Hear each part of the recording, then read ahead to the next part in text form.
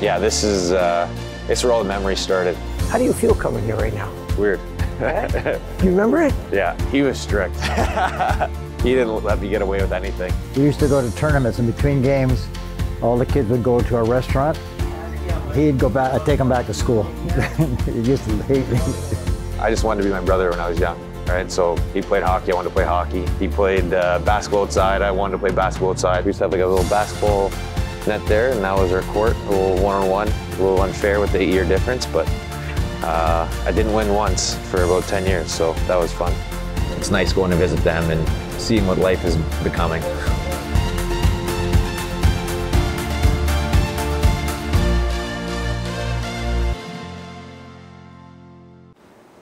You remember the benches used to be there? Yeah. With a snack bar and your He used to come mom up and the hill. dad and everybody would there, you know, cheer on the kids there. And I then feel they like moved this the used to be a benches- little bigger, wasn't it? The stands, or no? No, this was It's it. always the This same was it. size? Yeah. I remember, yeah, it was on You're that getting side. confused Yeah, with seriously. NHL, right? This is little NHL. This is little NHL here. So When I think of home, I think of my family home, and I think of this rink. You know, this is where I learned how to skate. This is where I kind of fell in love with the game and everything about it. Winning, losing, competing, friendships, work ethic, everything I feel comes from here. And I just remember flying out here and scoring and celebrating and just kind of living out my dreams a little bit. Everything I saw on TV, I tried to do out here, so it brings back a lot of memories. I remember you coming over the blue line, a little kid, slap shot. Yeah. You were this big, you would come in and take a shot over the blue line and put the puck over the net, hit the glass. And I would just like, you gotta be kidding. It was kind of funny. I remember him as a 4-year-old with his father and his brother Jesse. We have evaluations on the ice, and Nick was like stood out as a 4-year-old.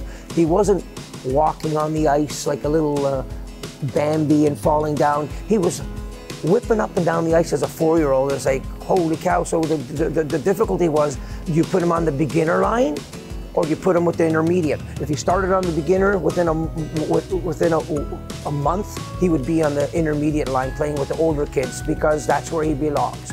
No one really knows this, but I started off in figure skating. So I used to wear, well, I didn't want to wear tights, but I had to do, I think it was Robin Hood. I had to wear tights one time and do a whole figure skating thing, but we used to dress up and we used to come down and dress under here. Skating ability.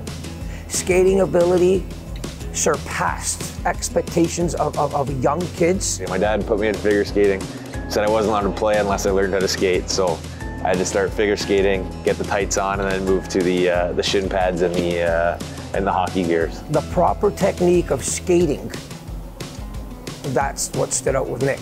Yeah. And you're not getting any of those pictures either. No, I made sure to throw those out. Those are, yeah, those are not getting, those aren't getting out. Should we go down there like hold hands or something like that? Make it look, this is really nice, you know? We're having fun. Yeah. That's what I used to do before with you to go on the ice. Yeah. You would cry and I'd say, come on, Nicholas, it's okay. It's okay. Mommy's gonna come back in an hour. Don't worry, they're watching you. Right? Come with me. They're not gonna give me crap. Who cares? How do you feel coming here right now? It's weird. Do you remember it? Yeah, well, memory lane. Just being on this ice too, it's kind of cool. I had my junior A when I was a call-up was here as well, Mississauga Chargers. So I remember a bit of that, but mostly just like younger doing. I remember figure skating was in this end all the time, and then benches were here, and then I remember flying around against like Kovachis, the Venutos, Domi, like all those guys, and we just go goal for goal basically. Every era has a Nick Paul. Every year there's somebody outstanding that plays, and it's like, wow. I remember just like all the dads just lined up this way, doing everyone's skates, and we're all just like throwing tape at each other. It's crazy. Felt a lot bigger too, being that young.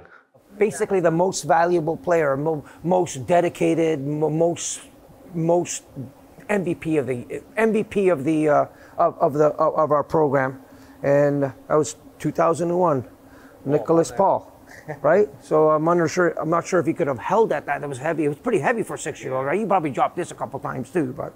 Tom used to do like the little Stanley Cup. So it'd always be in the showcase room there, and like every time you come, you go in, you look at it, you think about winning it, and then you go and play, and then you leave, and you're like, okay, you think about winning it again. And then I remember we won it the one year, and then they played We Are the Champions, and then our whole team would be skating around, and we were all like lifting the cup, and acting like it was the real thing. Some kids couldn't hold the cup, like cradle it, like a baby, but he held it up like you would naturally do in the NHL, you know. So I think that was my best memory here. And then worst memory, I mean, I couldn't tell you. I don't think I have a bad memory here. You can't teach this. You could teach skating ability. You could teach skills of hockey, but you can't teach this. That's what you had. You had heart, right? That's what I would say. And a lot of memories from a lot of kids, Nick. I'm almost gonna cry. I'm emotional because this is like something else, and you were a special player. You're a special player, and still are. Yeah. Right? We're talking a special player from grassroots. Yeah. He doesn't know I'm cheering and yelling at the TV for him, but that's what I've been doing, right? Cheering for Nick. It's an aspiration of every child that wants to play hockey, and I'm proud of him. And so sure is his family, for sure. Boy, you made me cry, Nick. Yeah. Game 7, Toronto. A lot of my friends still Game don't talk 7, to me. 2-1. Who kills us? Nick Paul. So it was like, oh boy, Leafs are out. I'm from Toronto. It's my team, but who better than Nick? As I'll take it that way. Yeah. So. Oh, crazy, eh? Lots of memories.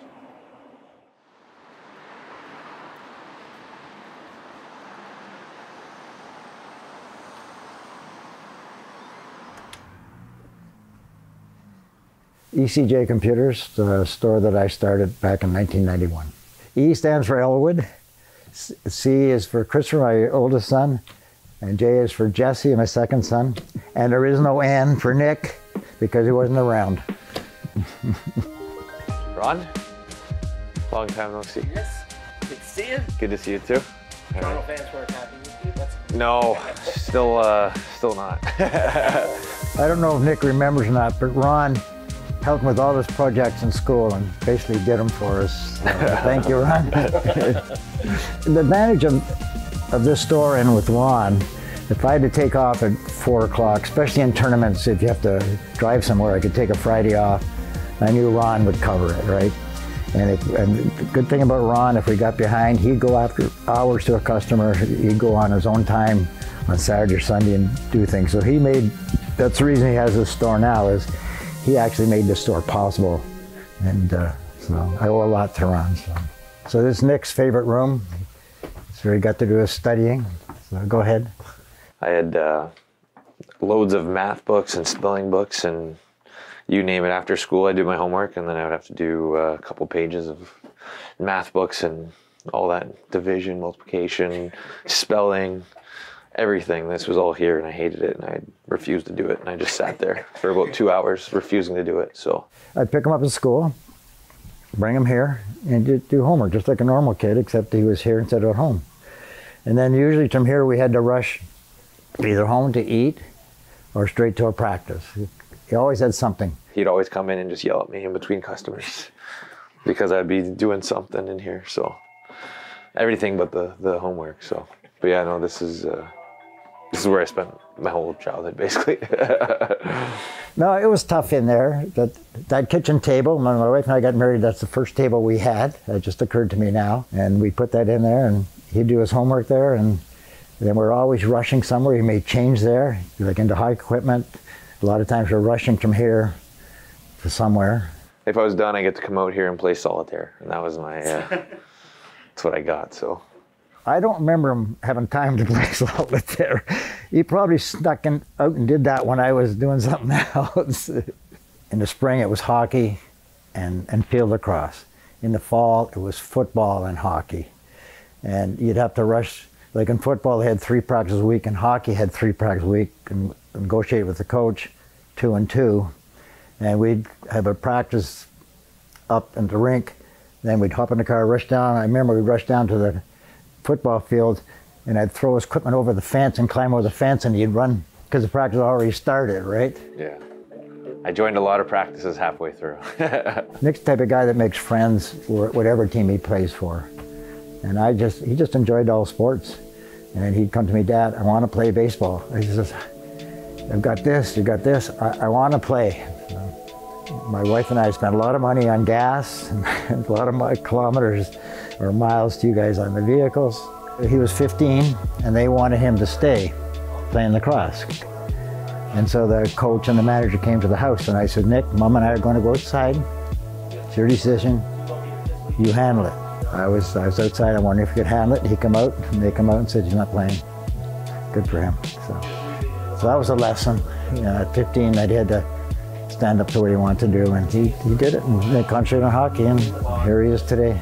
I could have went another year, but it was more of just focusing on hockey and training and like lifting weights and everything. So I was like, you know what, if I really want to, I have a chance here, I'm just going to put it all. So that's where my mind was, and I kind of committed to that. I think all sports, I think all kids should forget these hockey schools, these summer schools, go out and have fun.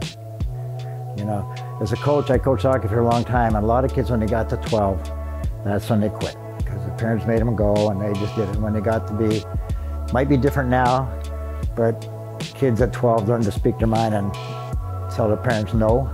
They might be at 8 now, I don't know. You know, times change. But I just firmly believe it doesn't play what they want. I said when I was arguing with the hockey coach, I said, he's not going to the NHL, he's not going to the NBL, he's not going to NFL, he's going to do what he wants to do. And here he is, made a liar of me. So. In the winter, this thing is dangerous. You try to avoid it at all costs before Dad shovels and salts. We were supposed to help, but sometimes we got out of that. But yeah, no, it's pretty steep. I got PS2 when it first came out, or PS3 maybe. Wintertime, brought it up the driveway, fell, broke it. Slid down. Got another one from the store, broke that one, same thing. That's how bad this driveway is. This is the crazy household that we lived in, with going all these sports, and these walls used to just be covered with our bags, hockey bags and sticks and everything like that. Stick marks and holes. Holes from body checking, and yeah. The younger brother getting pushed around a little bit until I turned about at 15, and then I got him in height. So from there, it's a myth. He's 8 years older, so obviously having a little brother 8 years younger, just falling, trying to do stuff, you can't really play basketball or anything when I'm too young or anything. So I was more of just a cheerleader, and I would get chirped mostly. Yeah. Just sit there and take it. So I got in a fight. It was in junior, and I got beat up pretty good on this one. And I came to the dressing room. I had blood on my face, and trainers are looking at me. And this kid, I don't know how old he is, runs in the dressing room and goes, "Holy, you just got your kicked," you know? So I think I threw a helmet at you at that time, so to get out of the room. But he's very honest. He'd be playing mini sticks with the other younger brothers while I'm playing. And by the end of the game, he would tell things to me that I'm like, how the heck did you see that? He'd be like, on that breakout, you had the left winger open and you gave it to this guy, and then he goes covered. Like, he would analyze the game at such a young age. That was like, you know, it was pretty crazy. And I also stopped the game because I always had like bouncy balls or whatever, always go on the ice, and then the ref would go pick them up and throw them over. But yeah, I always, I'd play, and then I'd always wait for him to get on, then I'd watch his shift and then go back to playing again. So no, it was good. So we had a bench this way. We had carpet to here that he cut out with an X-Acto knife. And we had another bench there with stools. So my mom would come home from work, 9 to 5, be busy, come home, there's about 6 kids, somewhere like that. And then she'd come home, like whip up snacks and give my dad the look, like didn't even tell her. So she gets home and she's all panicked and tired from work. And somehow she'd get it done with the food, and we had her skates here, doing her skates up, and then go in the back, and we had the outdoor rink. So this area right here was actually a little mini dressing room, and then he somehow put a microphone outside that he had like a little walkie-talkie that came up over the pantry. So he would be yelling at us to do drills from inside. So that's this area here. That's what I remember from there. So when we weren't playing hockey in the winter on the ice rink, this was our rink. So we'd have a net there. All those spindles would be like broken every day. There'd be a new spindle that we'd hit with the puck. So that was our dad's biggest pet peeve. So we had a hockey net here and like a little table here. So we'd pull the table back, and we were shooting here, which we're not supposed to do. We were kind of lazy because we're supposed to take the net, put it in the back, take the shooting sheet out, and then shoot. But instead we'd shoot here. So every time we would break a spindle, we would try and put it together. Every spindle broken multiple times. by pucks, maybe by bodies sometimes, you know. So you can't see it now, but if you try to picture ice all the way, like touching here, all the way to there, this whole backyard was ice. We had an ice little entryway right here, so you'd skate from putting your skates on onto the ice rink. Yeah, we had, so like it was like netting from like that wall, and then he built something up here, so the whole back was netting. And then he'd have wires running all the way across that somehow connected, so we had lights over it, and then he had netting from that fence to the house. Every friend we had wanted to come to our house, right? Like every friend at school, I'd come home from school, put the skates on, and like you take them off like for dinner, and maybe a little break, and then put them back on, and all the way to bedtime, right? Like every night. We'd just be out here, shin pads and helmet and gloves, and just duking it out. Lots of competition, lots of fights, lots of fun. A little bit of blood here and there.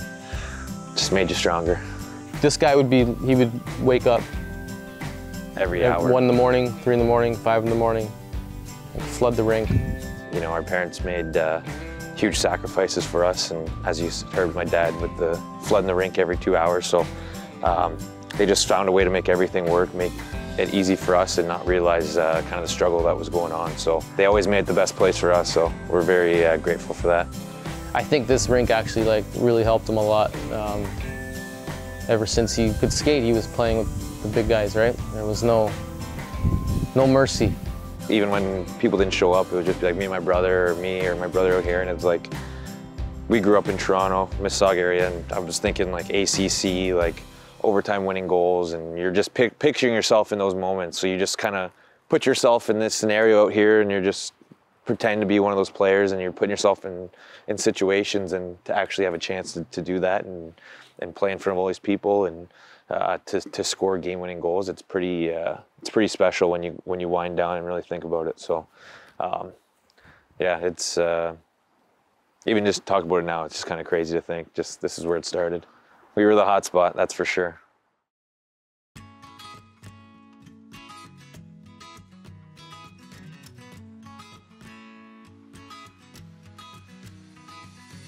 You know, everybody that lives in a warm climate doesn't appreciate how we really value the short time summer is here, right? So patios are definitely a go-to.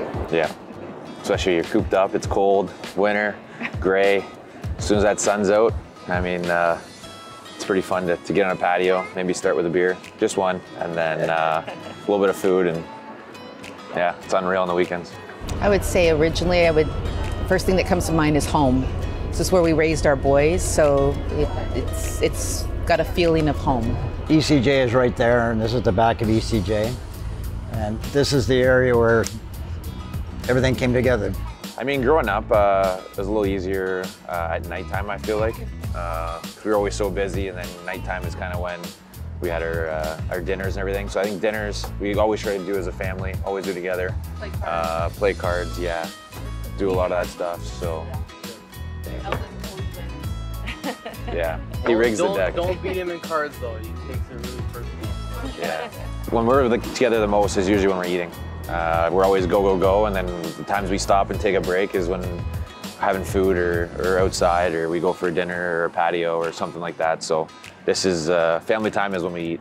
Nick never wasn't happy. He always was curious, very positive kid, very friendly, helped everybody. He was the kind of kid that bring home stray kids, stray animals, stray anything. He just had a zest for life, like something that you can't teach. It was in him. He just always was wanting to do things and have fun. It's like when he was a baby, and Linda would say, I'm out flooding the rink.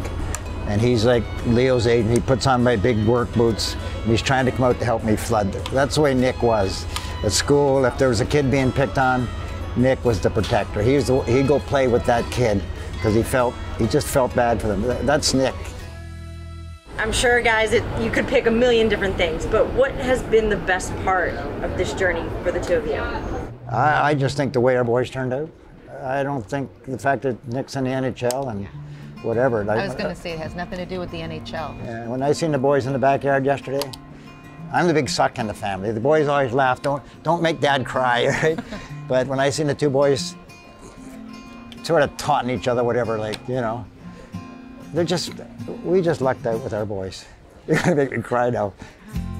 What I think the most proud of is, you'll see with Nick, and Jesse's the same way, they meet people where they are with no expectation and no judgment, because that's how we were. I think that's the way to live. Yeah, Jesse's 8 years older, but he was Nick's biggest fan. There's no jealousy. He was my idol. I wanted to be my brother, and I always followed, and didn't matter how much I got picked on or it was the end of the joke or whatever. I just was happy to be there and be around him. And as we grew, you know, his hockey career didn't make it, and then he jumped on mine, was supportive whenever I had need to talk to someone or whatever. He was always there and always the first one, and he then became someone that was in my corner that I can talk to, and it wasn't just like me following around and trying to be like him. He wanted what's best for me and helped shape my life. So we're so happy as parents when we see them together, see what they accomplished. Everyone loves them. I always say, oh, your guys are so great. It's like, because they meet people where they are. They're not, Nick's an NHL hockey player, but if you didn't know who Nick was on the street and you needed something, your stroller, something fell out, he'd pick it up and say, ma'am, can I help you to the car? That's what I'm proud of. It's not in his head, you know what I mean, what he does.